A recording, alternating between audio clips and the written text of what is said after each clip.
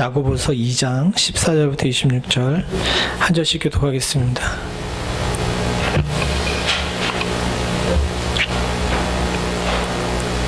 제가 먼저 14절 봅니다.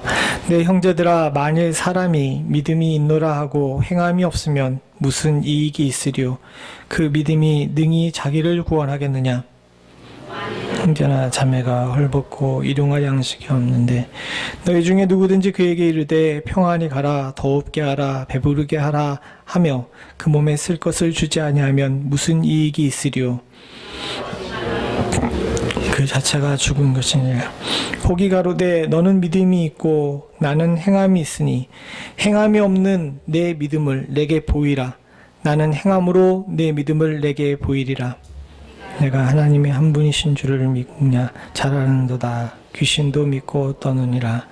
아, 허탄한 사람들아, 행함이 없는 믿음이 헛것인 줄을 알고자 하느냐? 상하오라니 너는 사과를 지는 행함으로 내가 시험을 얻은 것이 아니냐? 내가 보거니와 믿음이 그의 행함과 함께 일하고 행함으로 믿음이 온전케 되었느니라.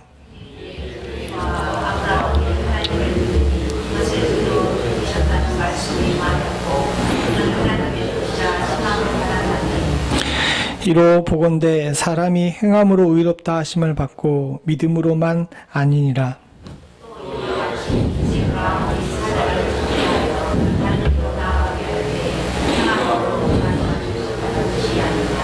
같이 읽겠습니다. 영혼 없는 몸이 죽은 것 같이 행함이 없는 믿음은 죽은 것이니라. 아멘. 사실 야고보서 전체에서 가장 유명하고 또 논쟁이 되는 본문이 오늘 2장 14절부터 26절입니다. 3장 이후서부터는 교회 안의 성도들이 어떻게 행하여야 될 것에 대한 그런 규범을 설명한 것이기 때문에 사실은 그것은 끊어서 보면 되는데 이 2장 14절부터 26절까지는 2000년 교회 역사상 많은 사람들과 또 교회들과 신학자들이 논쟁하고 또 치열하게 이야기하는 부분이기도 합니다. 이 믿음과 행함이 양립되는 것에 대해서 사람들은 잘 받아들이기가 쉽지 않은 것 같아요. 특별히 오늘 이 본문을 읽으면서 여러분들이 이 두 가지 질문 중에 한 가지를 택하셔야 합니다. 오늘 본문에 나와 있는 이 본문을 통해서 볼 때 오늘 이 본문에서 야고보가 하고 싶어하는 얘기는 두 가지 중에 어떤 걸까요? 첫 번째 질문은 뭐냐면 어떻게 구원을 얻을 것인가, 또는 어떤 믿음이 진실된 믿음인가.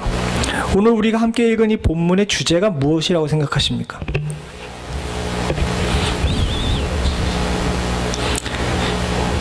사실은 이 본문을 가지고 많은 신학자들이 이야기하고 있는 질문이 저 두 가지인데, 사실 본문 그대로를 보게 되게 되면 두 가지 질문 중에 어느 쪽이에요? 저 위에 걸 1번, 밑에 걸 2번이라고 하게 되면 1번 한번 손 들어보시죠.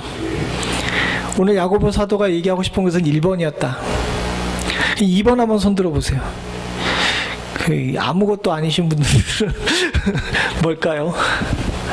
사실 그렇습니다. 여러분들이 대다수가 택하셨던 것처럼 이 야고보서 2장 14절부터 26절에서 얘기하고자 하는 핵심은 뭐냐면 어떤 믿음이 진실된 믿음인가예요. 그러니까 여기서 주제는 뭐냐? 믿음이란 무엇인가가 주제입니다. 그런데 많은 사람들이 논쟁하는 것은 무엇에 관해 논쟁해요? 어떻게? 구원을 얻을 것인가에 관해서 논쟁을 합니다. 왜 이런 얘기가 나오게 되냐면 우리가 함께 읽었던 본문 중에서 24절에 보게 되면 이로 보건대 사람이 행함으로 의롭다 하심을 받고 믿음으로만 아니니라, 이 본문을 많은 사람들이 여기만 따서 해석을 하는 바람에 그 구원론 중에서 신인 동형 구원론이 나오게 됐어요. 신인 협동 구원론입니다. 동형이 아니라 신인 협동 구원론. 이게 무슨 얘기냐면 신이신 하나님과 인간인 우리가 협동해야지만 구원을 얻을 수가 있다는 겁니다. 지금 무슨 얘기냐? 하나님께서 손을 내밀었어요. 그럼 우리도 어떻게 해야 됩니까? 손을 내밀어서 잡아야지만 구원의 역사가 이루어진다는 것입니다. 이게 맞아요?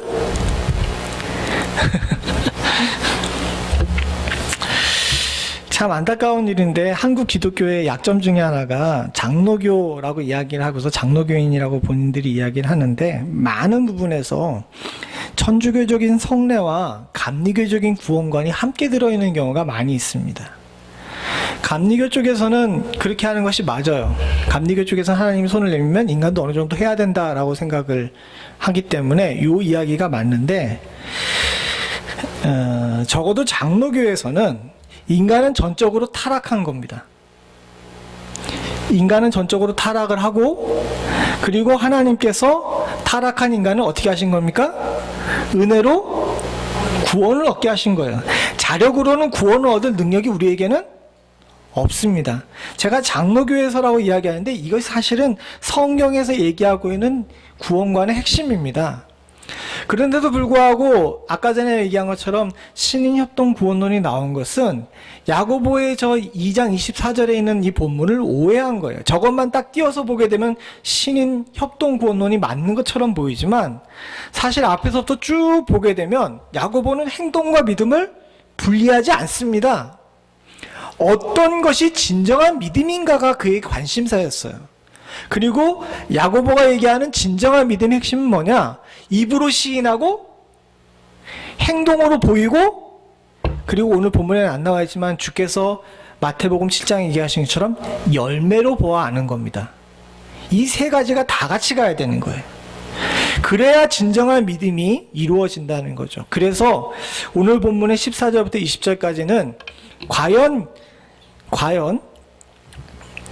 행함이 없는 믿음이 어떻게 허탄한 것인지 허구성에 대해서 이야기하고 그리고 21절서부터 25절까지는 이 행함이 없는 믿음 말고 행함이 없는 믿음의 예로 두 사람 아브라함과 라헬에 관해서 이야기하면서 예로 설명을 하고 있는 겁니다.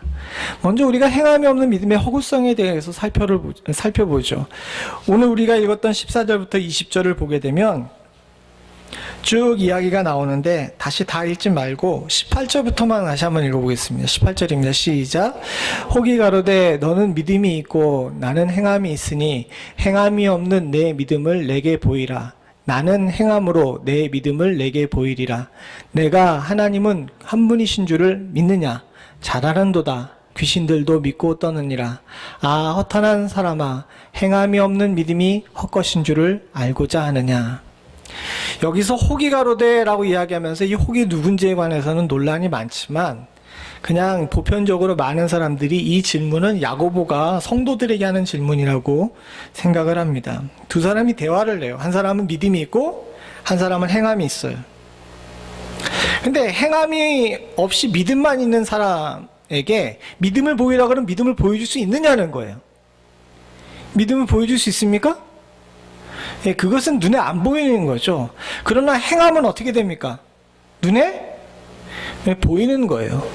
그리고 믿음은 성경에서 쭉 볼 때 그저 이렇게 말로만 이야기하는 것이 아니라 어느 순간인가는 그것을 행동으로 증명해야 될 때가 온다는 겁니다. 야고보의 그 말씀의 핵심이에요.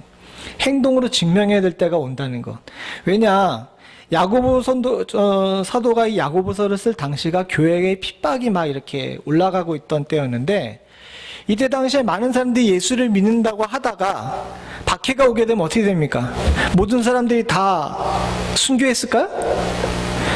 아니요. 많은 사람들이 십자가를 밟고 지나가고 예수의 십자가에 침을 뱉고 성경에 침을 뱉고 배교하는 사람들이 나왔습니다. 야고보는 그걸 물어보는 거예요. 어느 순간인가는 너희가 믿음을 뭘로? 행동으로 증명해야 될 때가 온다는 겁니다. 그리고 이것은 단순히 그렇게 핍박 앞에서 배교의 문제가 아니라 더 앞에 나와 있는 본문에서 나온 것처럼 16절, 17절에 나온 것처럼 구제하는 문제, 즉 평상시 신앙생활하면서 주변의 사람들을 돌볼 때 말로만 야 가서 밥 먹어. 이렇게 너 배고프지? 가서 밥 먹어. 이런 게 아니라 뭘 하라는 거예요? 밥을 차려주라는 거죠.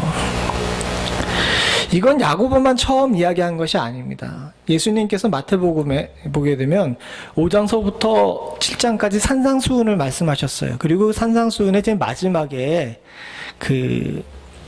이런 말씀을 하셨죠.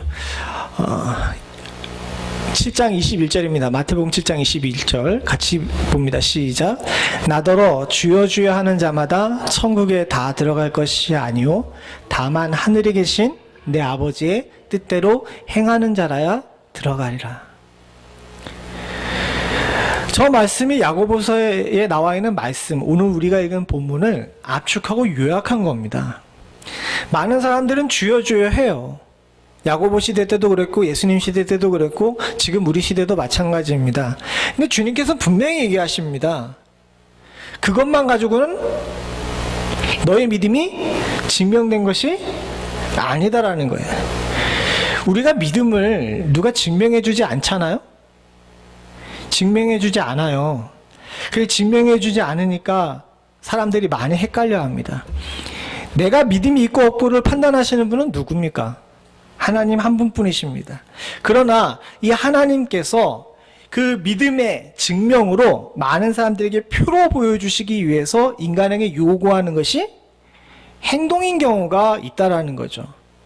이걸 여러분들 좀 주의해서 보셔야 되는 게 요즘 한국이 좀 이단 때문에 시끄럽잖아요. 이단들이 요거 때문에 좀 많이 그러는데 한국의 이단을 가르칠 때는 제가 갑자기 든 생각인데 요거는 말씀과는 다른 건데 우리 성경 공부 시간에 이번 소요리 분답이 끝나면 한국의 이단 계보에 관해서 한 3주 강의를 할까 싶어요. 왜 그러냐면 이단이랑 사이비의 차이를 아십니까? 여러분 이단하고 사이비의 차이가 뭘까요? 이단은 교리가 조금 이렇게 비틀어진 겁니다. 한국의 대부분의 이단 사이비들의 특징이 뭐냐면 이단으로 시작해요. 즉 교회 안에서 조금 비틀어서 시작을 해요. 그러다가 결국은 뭘로 갑니까? 사이비로 가요. 사이비로 가게 되는 데에 대한 결정적인 차이가 있습니다. 그게 뭔 차이인지 아십니까? 뭔가를 요구하는 거예요. 특별히 뭘 요구합니까? 네, 돈을 요구해요. 그리고 이 한국의 사이비 이단들의 특징은 두 가지를 요구하는데 하나는 돈이고 하나는 돈을 요구하는 계파가 있고 또 하나는 성적인 부분을 요구하는 계파가 있어요. 이 두 가지를 요구합니다. 근데 이 사람들이 왜 그걸 요구하냐 하면 이게 믿음을 증명하는 행위인 거예요. 예를 들어서 다민성교회라고 여러분들 예전에 잘 아실 겁니다. 그 이단 아시죠? 그 사람들도 뭐라고 얘기했습니까? 언제 예수가 온다 그랬어요? 기억도 가물가물하죠? 1992년도에 예수님이 오신다 그랬습니다. 근데 이 예수님이 오시는 것을 믿고 휴거될 사람을 가르는 기준을 뭐라고 했냐면 예수님이 오실 거니까 뭐가 필요가 없어요. 재산이 필요 없으니까 집이고 이런 부동산이고 돈이고 다 팔아가지고 교회에 낸 사람이 자신이 그것을 믿는 것을 증명하는 사람이라 휴거가 될 수 있다고 가르쳤단 말입니다. 그래서 많은 사람들이 14만 4천에 들어가기 위해서 그걸 팔아가지고 이단 거기에다 냈어요. 근데 다 아시는 것처럼 그 이장님이라는 사람은 그 뒤에 사기죄로 감옥에 들어가게 되죠. 근데 어떻게 감옥에 들어가는지 아십니까? 그 일이 있고 나서 많은 사람들이 고발해가지고 검찰이 그 사람의 집을 갖다가 이렇게 들어가가지고 찾아봤더니 증거물이 하나 나왔어요. 뭐냐면 1993년도에 만기로 돌아오는 채권을 가지고 있었던 겁니다. 뭔 얘기인지 모르시겠어요? 1992년도에 주님께서 재림하신다라고 자기는 그렇게 얘기하면서 막 다른 사람이 믿음으로 돈을 재산 팔아가지고 증명하라 그러면서 재산을 모아놓고서 자기는 뭘 붙들고 있었던 거예요? 1993년도 재림한 1년 뒤에 만기로 돌아오는 채권을 갖다 집에 쌓아놓고 있었던 거예요. 그게 사기죠. 이러면 사이비가 되는 겁니다. 저기서 얘기하는 거 우리가 헷갈리지 말아야 되는 것이 있는 게 주님께서 증명하라고 얘기하시는 그때가 있어요. 분명히 있긴 있는데 주님께서 증명하라고 얘기하시는 그때의 증명은 하나님께로 향한 증명이지 인간에게 향한 증명이 아니라는 거예요. 요걸 잘 아셔야 됩니다. 왜냐하면 우리가 이 다음에 보게 될 믿음으로 행함을 증명한 두 예가 아브라함과 라헬이에요. 라합입니다. 죄송합니다. 아브라함과 라합인데 이 아브라함과 라합은 자신의 믿음을 누구에게 증명했어요?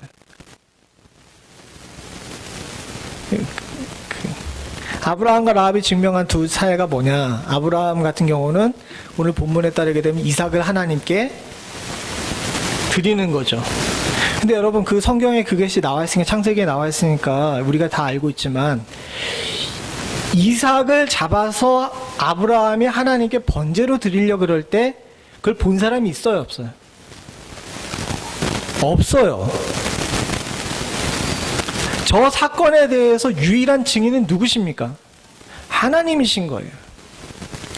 아까 전에 믿음을 행함으로 증명한다는데 이거는 다른 사람에게 보이기 위한 것이 아니라 뭡니까? 하나님 앞에서 내가 그 믿음이 있음을 갖다가 몸으로 실천하는 걸 얘기를 하는 겁니다. 이건 구원의 문제와는 다르게 하나님과 나 사이의 1대1의 관계의 문제라는 거예요. 우리가 이것을 놓치지 말아야 됩니다. 우리도 분명히 하나님께서 물어보시는 날 있을 거예요. 너의 믿음을 증명하라 라고 이야기할 때 여러분 우리 믿음을 어떻게 증명할 겁니까? 52주 매일 출석하는 걸로? 교회 출석하는 걸로 증명하실 거예요? 아니면 뭐 하루에 1시간씩 300일, 40일 금식하면서 그런 것들로 증명하실 겁니까? 사실 그런 거로 증명하는 것이 아니라 하나님께서 그때 나의 삶 속에서 하나님과 나 사이 요구하시는 그런 부분에 대해서 우리가 증명할 수 있어야지 된다고 지금 야고보가 우리에게 미리 경고하는 거예요. 모든 사람이 다 행위를 나타내가지고 아브라함처럼 자기 자식을 데리고 이러라는 얘기가 아니라 하나님께서 어느 날 요구하시는 그 순간에 아멘하고 순종하며 따라갈 줄 아는 그런 지혜가 있어야 된다는 것입니다. 라합도 마찬가지입니다. 라합도 25절에 보게 되면 기생인데 이 사람이 사자를 접대한 이야기가 나옵니다. 여호수아서 2장에 보게 되면 라합이 사자가 자기 그 정탐꾼들이 자기 그 가게에 이렇게 들어왔었을 때 라합이 고백을 해요. 너희들이 애굽을 나오고 40년 동안 광야 생활을 한 것을 보면서 이 가나안에 있는 모든 사람이 특별히 여리고에 있는 사람들이 간담이 녹았다 그럽니다. 그러니까 모든 사람이 하나님께서 애굽 땅에서 그들을 홍해를 가르고 나오시고 불과 구름 기둥으로 인도하시고 만나와 메추라기로 먹이시고 수없이 많은 어려움들을 하나님이 친히 역사하셔서 이기고 나가게 하셨다는 것을 여리고 사람들이 알아요, 몰라요? 다 알아요. 그래서 간담이 녹았어요. 즉 마음이 무너졌다는 얘기입니다. 그런데 그렇게 간담이 녹아서 마음이 무너진 사람들이 라합처럼 상천하지의 하나님은 오로지 너희의 하나님 한 분뿐이시다라고 고백한 사람은 성경에 보니까 라합 한 사람밖에 없어요. 더 큰 문제는 뭐냐면 라합은 그것을 자신의 입으로 고백한 것이 아니라 고백만 한 것이 아니라 민족을 배반하는 모습으로까지 나타나서 그것을 몸으로 행동으로 보여줬다는 겁니다. 여호수아서 2장에 보게 되면 다 나오지만 여리고 왕이 그 정탐꾼을 잡으려고 했을 때 라합이 어떻게 합니까? 정탐꾼들을 지붕에 숨기고 지나간 다음에 성 밖에 달아내리죠. 이와 같은 일이 여러분 생각할 때 민족적 관념에서 볼 때는 라합이 뭐 한 겁니까? 그렇죠. 민족의 반역자예요. 그런데 주님께서 그것을 믿음으로 인정하셨습니다. 왜 믿음으로 인정하셨냐면 그 앞부분에 나온 그 말을 그가 몸으로 실천했기 때문에 그래요. 상천하지의 하나님은 하나님 한 분뿐이시다라는 것을 그가 그냥 말로만 한 것이 아니라 어떻게 한 겁니까? 행함으로 그것을 입증한 거예요. 라합은 그것을 통해 가지고 누구에게 보여주기 위해서 한 것이 아니라 내가 하나님 앞에 믿음으로 신앙으로 고백한 것을 뭐 한 겁니까? 몸으로 실천한 겁니다. 이것이 중요하다고 지금 야고보 사도는 우리들에게 이야기를 하고 있는 것입니다. 사랑하는 성도님들, 오늘날 많은 교회와 성도들 그리고 목회자들이 가지고 있는 딜레마가 바로 그겁니다. 다 예수를 믿는다고 이야기하는 사람들이 많아요. 그런데 실제로 그 예수를 믿음에 대해서 어떻게 증명할 것인가에 관해서 많은 사람들이 혼란을 겪는 경우가 많이 있습니다. 이번에 그 코로나 사태가 벌어져가지고 지금 한국에는 교회들이 예배를 못 드리고 있는 교회들이 많죠. 근데 여러분, 이때 예배당에 가서 예배를 드려야 됩니까? 말아야 됩니까?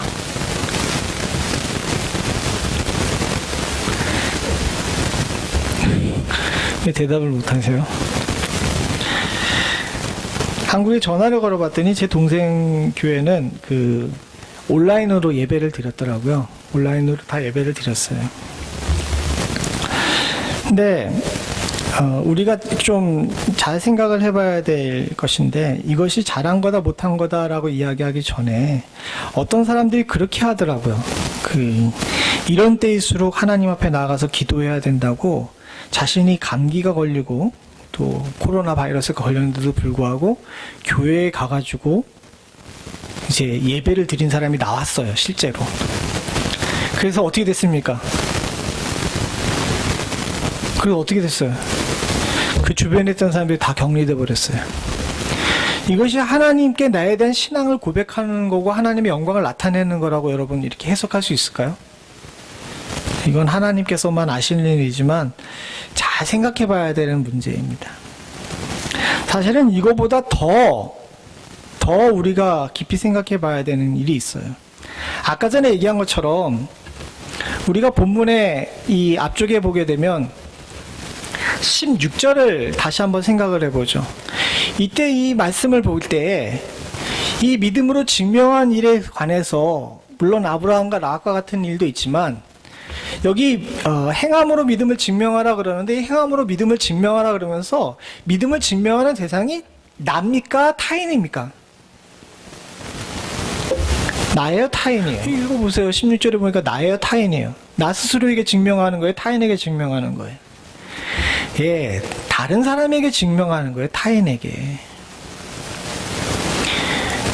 하나님께서는 우리에게 믿음을 증명하라고 이야기하시면서 특별히 신학적 관념에서, 신약적 관념에서 볼 때 이 믿음을 증명하는 방법이 이타적이에요. 이기적이 아니라. 다른 사람에게 피해를 주면서까지 믿음을 증명하라고 주님께서 요구하시지 않는다는 사실을 우리가 알아야 됩니다. 라합의 아까 전에 이야기가 나오고 민족의 방해자라고 이야기했는데, 사실 그래요. 이 정탐꾼들이 여리고성에 가서 정탐한 것이 유익이 됐습니까? 안 됐습니까? 이스라엘이 여리고성을 정복하는데 도움이 됐어요? 안 됐어요? 정탐꾼들이 가서 여리고성 보고 온 게 여리고성 정복하는데 도움이 됐어요? 안 됐어요? 예, 안 됐어요. 여리고성은 어떻게 무너졌습니까?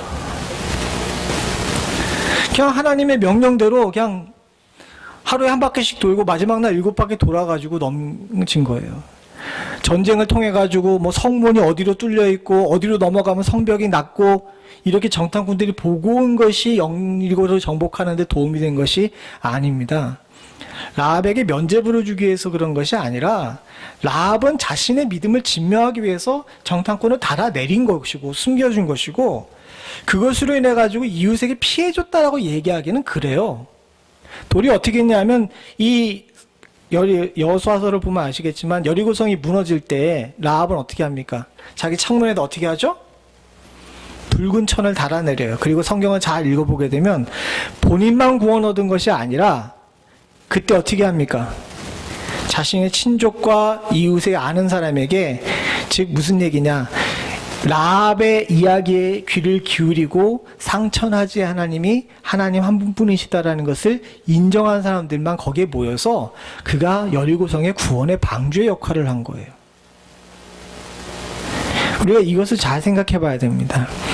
우리의 믿음을 증명하는 것은요, 우리의 믿음을 증명하는 것은 타인에게 피해를 주면서 증명하는 것이 아니라 어떻게 하는 것이라고요?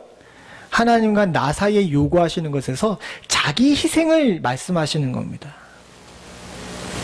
믿음의 증명은 자기 희생이에요. 타인에게 보여주는 것도 아니고 타인에게 피해주는 것도 아닙니다. 생각해 보십시오. 평안히 가라, 더럽게 하라, 배부르게 하라, 몸에 쓸 것을 주지 아니하면 무슨 소용이 있냐라고 이야기하면 뭡니까? 저 사람 따뜻하게 하려면 어떻게 해야 돼요? 예, 내 장작, 내 땔감 나눠줘야 돼요. 배부르게 하라 그러면 어떻게 됩니까? 그렇지, 내 먹을 걸 나눠줘야 돼요. 오늘 성경 본문에는 안 나오지만 사랑하는 성도님들, 엘리야가 가뭄 중에 한 과부에게 봉양을 받죠. 근데 그 사람이 성경에 오를 정도로 그 이야기가 오르게 된 것은 자신이 가지고 있던 마지막 것, 그것을 믿음으로 하나님의 사람을 먹이는데 사용했기 때문입니다. 그리고 그것이 그에게 있어서 뭐가 된 거예요? 믿음이 된 거예요. 그래서 그의 밀가루 항아리와 기름병이 마르지가 않았던 겁니다. 주님께서는 이 부분에 대해서 우리에게 정리를 해주셨습니다. 마태복음 7장 20절, 24절인데 연달아서 한번 읽어보죠. 같이 봅니다. 시작. 이러므로 그의 열매로 그들을 알리라. 24절을 보죠. 시작. 그러므로 누구든지 나의 이 말을 듣고 행하는 자는 그 집을 반석 위에 지은 지혜로운 사람과 같으리니. 사랑하는 성도님들, 주님께서는 우리가 하나님 앞에서 열매 맺기를 원하십니다. 우리가 이 땅에 사는 동안에 다른 사람에게 우리 믿음을 증명할 일은 없어요. 있을 수도 있다라고 생각할 수 있죠. 무슨 얘기냐면, 제가 군대를 갔는데 우리 그 부대의 그 선임하사가 불신자였습니다. 주일날 아침에 청소를 시켜요. 청소를 시키고 나서 그 종교 행사 갈 사람 이렇게 부르게 되면 청소하기 싫은 사람들이 다 어떻게 합니까? 교회 가겠다고 줄을 서죠. 그럼 그 사람이 앞에 서가지고 뭐 하라 그러는지 아십니까? 뭐 하라 그래요? 우리 장로님만 아실 것 같은데 뭐 하라 그러니까 주기도문 외워보라 그러고 사도신경 외워보라 그럽니다. 그리고 그걸 갖다가 못 외우는 사람은 안 보내고 청소시켜요. 세상은 이렇게 얄팍하게 믿음을 증명하라 그러지만 사실 주님께서는 우리에게 너의 믿음은 다른 사람에게 증명할 것이 아니라 누구에게 증명하라고 이야기하시는 거죠? 하나님께 증명하라는 거예요. 다시 처음 질문으로 돌아가서 이 부분은 구원의 문제가 아니라 우리가 하나님 앞에 증명할 문제라는 사실을 깊이 생각해 봐야 됩니다. 주께서는 분명히 우리들에게 우리 믿음을 증명할 그런 때를 얘기하실 거예요. 그럴 때 다른 사람의 눈을, 또 다른 사람의 생각을, 또 다른 사람의 판단을 보지 마시고 하나님만을 바라보고 주님께 나를 증명하기를 위한 용기와 그 굳건한 믿음이 있어야 될 줄로 믿습니다. 그것이 우리의 삶의 질을 바꾸는 줄로 압니다. 1900년대 초반에 캐나다에 아주 유명한 부호가 있었습니다. 이름이 깁슨이라는 사람이었는데 이 사람은 너무 찢어지게 가난했어요. 얼마나 가난했는지 그가 좀 자라난 다음에 첫 번째 가졌던 직업이 그 물레방앗간의 심부름꾼이었습니다. 여러분, 물레방앗간 주인도 아니고 물레방앗간 직원도 아니고 뭐였냐면 심부름꾼이었어요. 그가 했던 일은 뭐냐면 물레방앗간 주변에 그 밀을 빨러 오는 사람들이 흘린 나다를 줍는 것이 그의 일이었습니다. 근데 그는 성실하게 일을 했어요. 그래서 나이가 장년이 이르렀을 때 무려 20만 에이커의 땅과 280마일에 달하는 철도를 소유한 그 당시 북아메리카의 가장 큰 부자가 됐습니다. 이 깁슨에게 신문 기자가 가가지고 당신은 어떻게 이렇게 부자가 됐습니다. 비결을 알려주십시오라고 이야기했더니 깁슨이 나는 평생 3가지를 놓치지 않았습니다 라고 이야기했어요. 그 3가지가 뭐냐라고 물어봤더니 첫 번째, 술을 마시지 않는다. 두 번째, 게으르지 않고 항상 부지런한다. 세 번째가 뭐냐면 하나님을 신뢰하고 그분을 의심하지 않는다 했습니다. 그랬더니 신문 기자가 기가 막히다는 듯이 쳐다보면서 그건 누구나 다 하는 일 아닙니까? 술 안 마시고 부지런하고 하나님 열심히 믿으면 부자 된다는 건 다 알잖아요 라고 이야기했더니 이 깁슨이 하는 이야기가, 그렇죠, 많은 사람들이 아는데 그걸 진짜로 실천하는 사람은 잘 보지 못했습니다 라고 이야기했답니다. 사랑하는 성도님들, 마찬가지입니다. 우리도 주님 앞에서 믿음을 우리 행동으로 증명해야 된다는 걸 잘 압니다. 그리고 주께서 우리들에게 믿음을 증명할 것을 요구하는 때도 옵니다. 우리의 신앙생활이 평탄하면 좋겠지만 평탄하지 않은 시점도 있죠.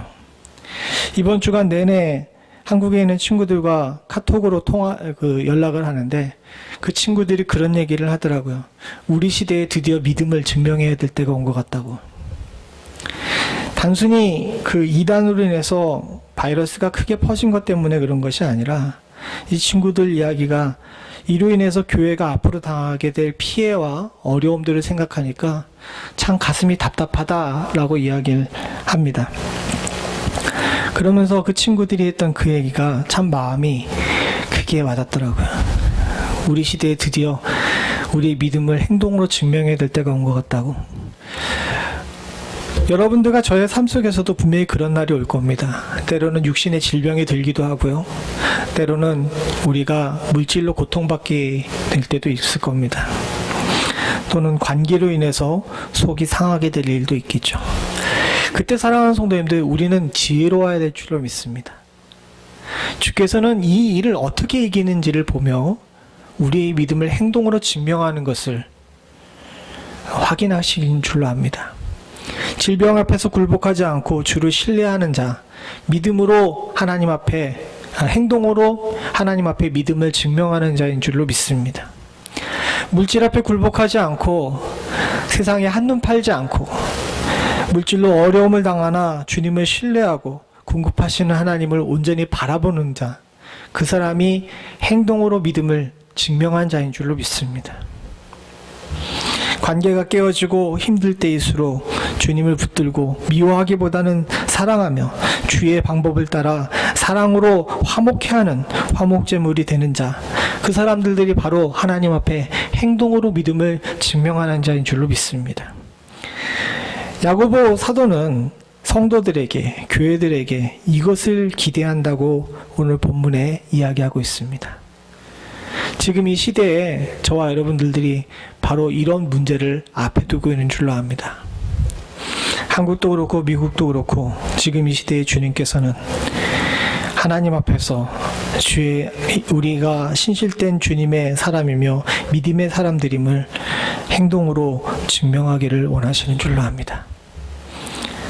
실패하거나 좌절하지 마시고 굳건한 믿음 가운데 모두가 다 우리 믿음을 행함으로 잘 증명함으로 주께서 아브라함에게 그날 이삭에게 행했던 일을 보시고 주님께서 말씀하셨던 것처럼 이제 내가 네 믿음을 알겠다라고 이야기하시는 그 말씀의 선포가 우리의 삶 속에서도 그대로 이루어질 수 있기를 간절히 소원합니다. 같이 기도하시겠습니다. 하나님 아버지, 아브라함이 이삭을 번제로 드리려고 했을 때 주께서 말씀하시되 이제 내가 너의 믿음을 알겠다 라고 말씀하셨던 것처럼 우리가 삶의 어려움 속에서도 하나님 아버지 주님을 신뢰함으로 우리의 어려움 앞에서 굴복지 않고 주님을 온전히 바라보고 승리함으로 말미암아 주께서 아브라함에게 선포하셨던 것처럼 이제야 내가 하나님을 경외하는 줄 아노나 라고 말씀하셨던 그 말씀이 우리의 삶 속에서도 온전히 들려 주님 앞에 우리의 믿음을 증명할 수 있는 축복을 허락하여 주시옵소서. 지금 삶 속에서 어려움을 당하며 하나님 고통 중에 있는 성도들이 있습니다. 이때일수록 주님 앞에 온전한 믿음을 행동으로 보임으로 말미암아 주께서 주시는 은혜를 또 주께서 주시는 이 선포를 내 것으로 소유할 수 있는 축복을 허락하여 주시옵소서. 때로는 결핍을 만나요. 하나님 아버지 원하는 것을 갖지 못했을 때에도 이 모든 것들은 주께서 행하시는 일임인 줄로 알고 하나님 아버지 감사함으로 주께서 주신 것들에 감사하며 살 줄 알므로 말미암아 하나님 아버지 우리의 믿음을 행동으로 증명할 줄 아는 저희들 될 수 있게 하여 주시사 착하고 충성된 종이란 칭찬 들을 수 있는 축복을 허락하여 주시옵소서. 시대가 악하고 어려워 하나님 아버지 곳곳에서 우리의 믿음을 시험하는 일들이 있었을 때 굳건한 믿음으로 온전히 서서 우리의 자리를 놓치지 아니함으로 말미암아 하나님 앞에 우리의 믿음을 증명할 수 있는 축복 또한도 허락하여 주시옵소서. 바라고 소원하기는 우리가 이 모든 일들을 행할 수 있는 능력과 믿음을 허락하여 주시옵고 주께서 선물로 주신 이 귀하고 복된 믿음을 잘 지켜나갈 수 있는 용기 또한도 허락하여 주시옵소서. 모든 말씀 예수님의 이름으로 간절히 기도드리옵나이다. 아멘.